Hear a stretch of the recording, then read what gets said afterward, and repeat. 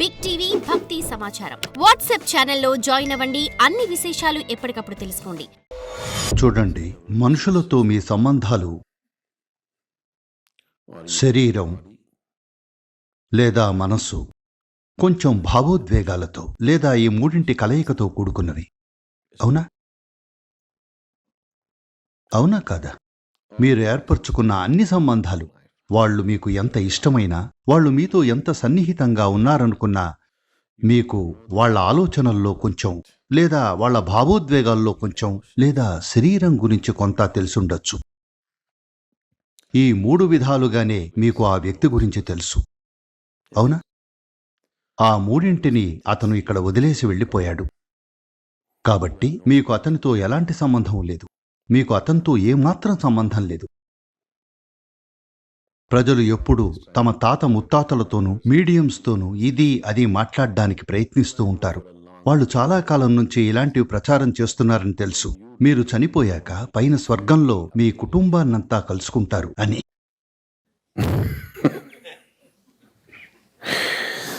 వాళ్ళు మీతో ఇలాంటివి చెప్తున్నారా లేదా? ఇది చాలా భయంకరమైన విషయం. నువ్వు చనిపోయాక స్వర్గంలో నీ కుటుంబం మొత్తం నిన్ను రిసీవ్ చేసుకోవడానికి ఎదురు చూస్తూ ఉంటుంది అని చెప్పడం. అందుకనే జనాలు రకరకాల పనులు చేస్తూ ఉంటారు స్వర్గానికి వెళ్లకుండా ఉండడానికి.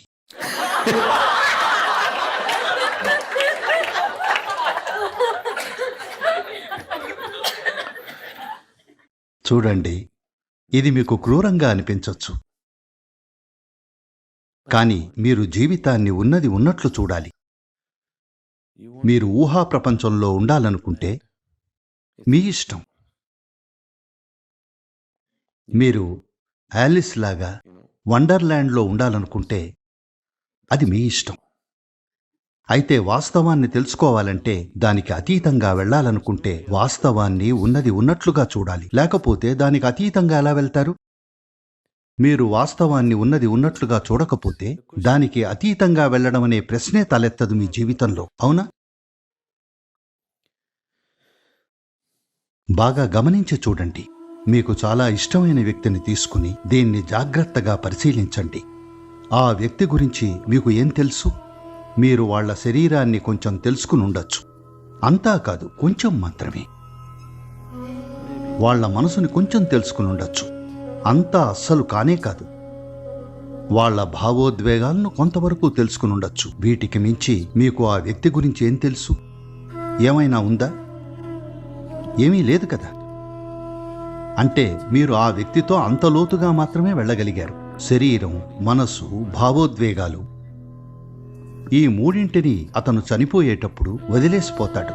అతను చనిపోయాక అతనితో మీకు ఎలాంటి సంబంధం లేదు. మీతో ఏమాత్రం సంబంధం లేదు. అతను కూడా మీతో ఎలాంటి సంబంధాన్ని ఆశించడు. సంబంధం అనేది ఆలోచనలు, భావోద్వేగాలు, ఇంకా శరీరం ఈ పరిమితులకు అతీతంగా వెళ్ళినప్పుడే ఆ సంబంధాలు అనుసంధానమై ఉంటాయి. Those relationships are connected. ఎన్నో ప్రయోగాలు జరిగాయి. అంటే కొన్ని పనులు చేశారు. ఇద్దరు వ్యక్తులు మళ్లీ మళ్లీ కలిసేలా, పదే పదే కలిసేలా, Repeatedly. దీన్ని ఒక ప్రత్యేక ఉద్దేశంతో చేశారు. ఊరికే కాదు, భావోద్వేగాల కోసం కాదు, కొన్ని విషయాలు నెరవేర్చడానికి ఒక ప్రత్యేక ఉద్దేశంతో చేశారు. అందుకే ఆ వ్యక్తులు మళ్లీ మళ్లీ కలిసొచ్చారు.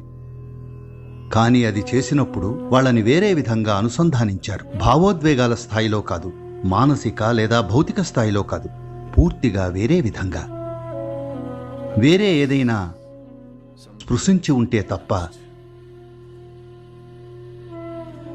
చనిపోయాక మీకు ఆ వ్యక్తితో సంబంధం లేదు. ఎందుకంటే అంతా అక్కడే ఉంది. చేతనావస్థ, మనస్సు మరియు శరీరం పోయాయంటే ఆ వ్యక్తితో మీకున్న సంబంధం తెగిపోయిందని. చూడండి, ఎవరికైనా అల్జైమర్స్ వచ్చినప్పుడు తన భార్య ఎవరో, తన పిల్లలు ఎవరో ఏమీ తెలీదు. ఎందుకంటే మనసు పోయింది. అవునా కాదా? శరీరానికి తనదైన జ్ఞాపక శక్తి ఉంటుంది, కొంచెం గుర్తుపట్టగలదు, కానీ ఎక్కువైతే కాదు. మనసు పోయినందుకే వాళ్ళు మిమ్మల్ని ఏమాత్రం గుర్తుపట్టలేదు. అంతా అయిపోయింది. మరి చనిపోయాక వాళ్ళు మిమ్మల్ని గుర్తుపడతారని అనుకుంటున్నారా? దయచేసి నిజాయితీగా ఆలోచించండి. మిమ్మల్ని మీరు మోసం చేసుకోకండి. కాబట్టి మనుషులతో మీకున్న సంబంధం ఇంతే. శరీరం, మనసు, ఇంకా భావోద్వేగాల వరకే. వాళ్ళు తమ శరీరాన్ని వదిలేశాక వీటికి ఏమాత్రం ప్రాముఖ్యం ఉండదు. వాళ్లతో మీ వ్యవహారం అంతటితో ముగిసిపోయింది. జీసస్ చనిపోయిన వాళ్ళని చనిపోయిన వాళ్లకే వదిలేయండని అన్నాడు తెలుసా? చాలా క్రూరంగా, దురుసుగా అనిపిస్తోంది కదా. ఒకతను, మా నాన్న చనిపోయారు, నేను ఆయన్ని ఖననం చేసి వస్తాను అన్నాడు. అప్పుడు జీసస్ చనిపోయిన వాళ్ళని చనిపోయిన వాళ్లకే వదిలేయి అంటాడు. ఆయన మీరు చెప్పుకునే విధంగా సౌమ్యుళ్లా కనిపిస్తున్నాడా? అలా కనిపిస్తున్నాడా? చూడండి, మీరిప్పుడే మీ తండ్రిని కోల్పోయారు. మీరెళ్ళి ఎంతో భావోద్వేగంతో అడుగుతారు, నేను మా నాన్నని ఖననం చేసి వస్తాను అని. చనిపోయిన వాళ్ళని చనిపోయిన వాళ్లకే వదిలేసి నువ్వు నాతో రా. ఈ మాట సౌమ్యంగా ఉన్నట్లు లేదు, అవునా? కానీ వాస్తవాన్ని తెలుసుకున్న వ్యక్తికి ఏం చెయ్యాలో ఏం చెయ్యకూడదో తెలుసు, అంతే. మరి ఎవరైనా చనిపోయినప్పుడు మనం ఏం చేయగలం? మనం ఏం చేయగలం అనేది మీ గురించా లేక వాళ్ల గురించా? అది మీ గురించైతే ఒక విధంగా చెయ్యాలి, వాళ్ల గురించైతే ఇంకోలా చెయ్యాలి. ఒక నిర్దిష్ట సమయంలోపు వాళ్ల కోసం కూడా మనం ఏదో ఒకటి చెయ్యొచ్చు. వాళ్ళు ఒక విధంగా చనిపోతే మీరేం చెయ్యాలంటే, మీకు ఎంతో ఇష్టమైన వ్యక్తి చనిపోయినప్పుడు సహజంగానే మీకు ఇది జరుగుతుంది, కానీ కొంతమంది దీన్ని మరీ అతిగా ఊహించుకుంటారు. మీకు ఎంతో ఇష్టమైన వ్యక్తి చనిపోయినప్పుడు ఆ వ్యక్తితో మీరు గడిపిన మధురమైన క్షణాలన్నీ మీకు గుర్తొస్తాయి. ఓ, అప్పుడలా ఉండేది అని. లేదంటే కొన్ని క్షణాలు గుర్తొచ్చి, ఓ, ఇలా చేసి ఉండాల్సింది, కానీ అతనితో ఇలా ప్రవర్తించాను, అతన్ని మోసం చేశాను, ఇది చేశాను, అది చేశాను అనుకుంటారు.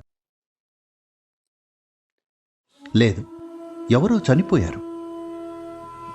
ఎవరైనా చనిపోయినప్పుడు మీరు ఆ మరణంతో మీ జీవితాన్ని మెరుగుపరుచుకోగలిగితే అది అద్భుతం. ఎందుకంటే ఎవరైనా చనిపోయినప్పుడు ఆ పరిస్థితి ఒక విధంగా తీవ్రంగా మారుతుంది. ఏదైనా అకస్మాత్తుగా మన నుంచి దూరం అయితే అది మీకు తీవ్రమైన పరిస్థితిని సృష్టిస్తుంది, అవునా? అవి చాలా అద్భుతమైన క్షణాలు. ఆ క్షణాలను మీరు మీ ఎదుగుదల కోసం ఉపయోగించుకోవాలి. ఇది మృదుత్వాన్ని, సున్నితత్వాన్ని మీలోకి తీసుకురావడానికి, అలాగే మీ అశాశ్వత తత్వాన్ని చూసుకోవడానికి సరియైన సమయం. For more videos like this, subscribe Big TV channel.